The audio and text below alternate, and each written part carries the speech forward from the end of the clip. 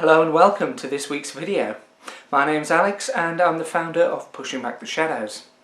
So I was thinking about some of the different things I could talk to you about today. Going through my notebook, which I tell you it's an absolute lifesaver because it's got all my ideas in. Middle of the night I wake up, got an idea, notebook, I write it down. Then I go back to sleep. Nice. But I thought, because no, I'm not going to talk about my notebook, that's just crazy. I thought to myself about a particular topic that really kind of does need covering. One that I haven't actually talked much about, and yet one that in its own way is intrinsic to mental health.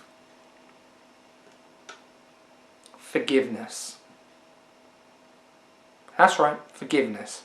Now, I know what you're thinking, it's kind of one of those topics we don't like to think about because that means apportioning blame.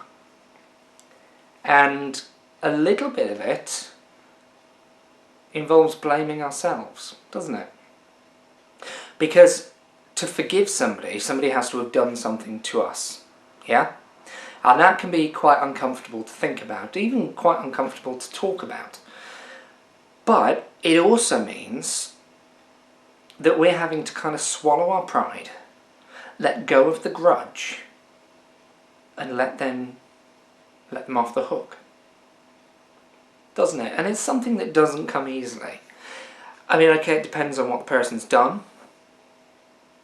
It depends on what kind of relationship you have with the person. And I'm sure there are other factors in it as well, but it does involve swallowing your pride and saying, yeah, do you know what, I'll let you off the hook. But it's not just about forgiving others, it's about forgiving ourselves as well. And this is where it comes into the mental health aspect. How many times do you get up in the morning, you feel the depression, the anxiety, the bipolar, BPD, whatever it is, kind of in here, clouding your mind, sapping your strength, and making you think, yeah, do you know what, I can't be bothered with this today. I can't summon up the energy to do whatever it is that I need to do. So you don't do it. You kind of sit back, you do something else, and you think, yeah, no, I can't do this. I can't do it today. And you don't. And then you blame yourself, don't you? Yeah, don't look at me like that. I do it all the time. You know, I get up and I think, oh my goodness, I can't be bothered with this, I can't do this, I've got no energy whatsoever, and so I don't do it. I take a day out, I practice my self-care routines, you know, I play my video games, and that in itself, yeah, it's good for me, but I still blame myself, because I come up with my list of all the things that I should or shouldn't have done, that I did or I didn't do, and it's like, yeah, but I should have done that, you should have done that, you should have done that. And it almost becomes like a rod to beat yourself over the head with. And so here's where it gets tricky, because you and I blame ourselves, don't we? We say, oh, well, I should have done that. And yet, we struggle with a mental illness. Or even those of you who struggle with other hidden illnesses, shall we say, like fibromyalgia, chronic pain, those sorts of things. We beat ourselves up, and yet, is it really our fault?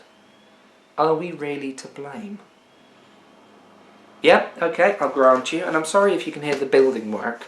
They've been quiet all morning, and the minute I start to film, they decide it's time to drill. So if you can hear them, I'm sorry.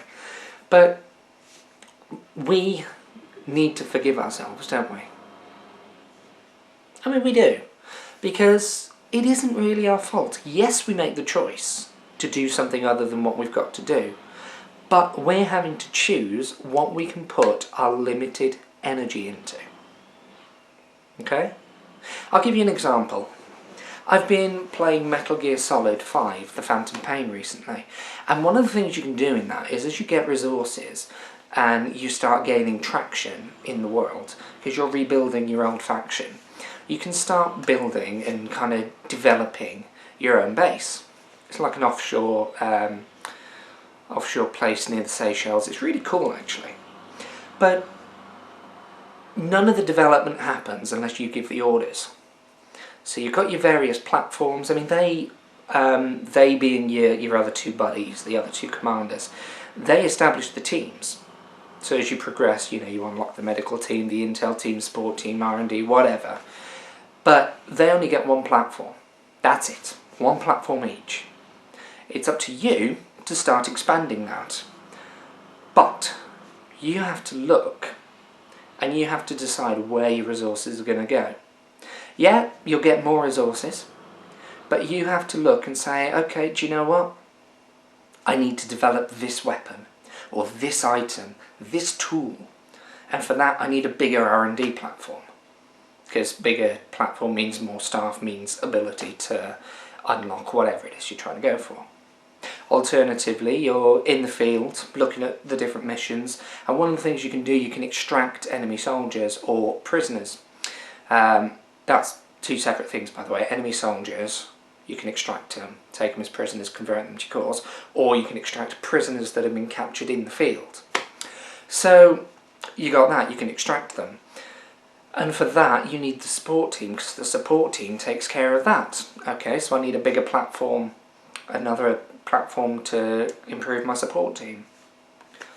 I need intel. Okay, I need a bigger intel platform for a bigger intel team. So you have to look at the resources you've got, and you have to work out what you're going to expand.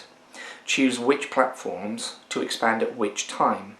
And okay, sometimes you've only got resources for one platform, like you do when you're starting off. Or if you've completed a number of side missions and you've done a couple of other missions, you will, like I had at the moment, the resources to do a few platforms at a time. So I've got 3 going at once here.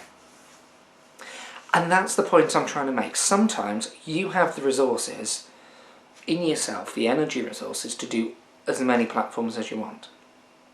Or as many tasks in this case.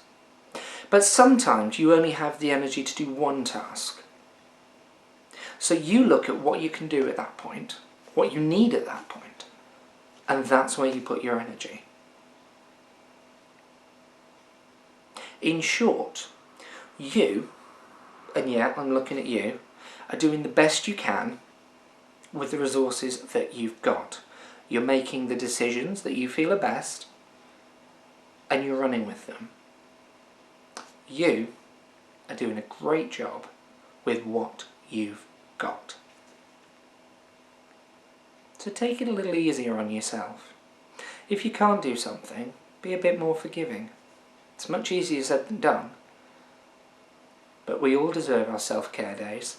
We all deserve those days where we're a little slower, where we can't do some of the things that perhaps we should. And that's okay. We are ultimately our harshest critics. And yet, we're doing a bang-up job. Brilliant job. So let's be a little more forgiving. What do you say? Well, as always, when we come to the end of the video, we have our patron shout-out. So thank you to our patrons, Louise, Luce, Samantha, Cheryl, Yisun, Shirley, Tamara and Alex. Thank you for everything that you do. We have recently added another goal onto Patreon. I'm trying to raise a bit of funding so that I can actually get qualified as a mental health kind of start counselling. Because that's something I think would really help in our toolkit. So the information is on Patreon, so do feel free to follow the link in the description if you're interested in helping us. As I believe it's Tesco's say, every little helps. Even if it's $1 a month, it will be something amazing that you can help us with. So all the information is in the bottom of the description. Do check it out. In the meantime, you guys take care, you have a great week, And that is all from me. But just remember, be kind to yourselves. Alright, you take care, and I'll catch you next week.